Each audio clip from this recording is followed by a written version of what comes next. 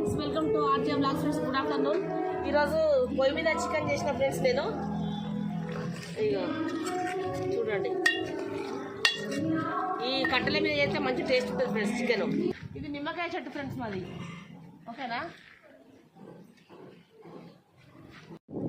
కొంచెం మసాలా వేసుకుంటాము.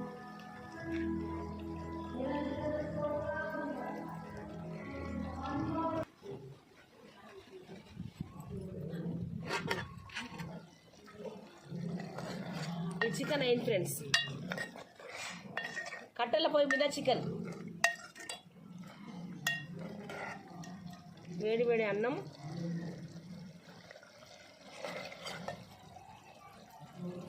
ఓకేనా. కట్టెల పొయ్యి మీద చికెన్, వేడి వేడి అన్నం.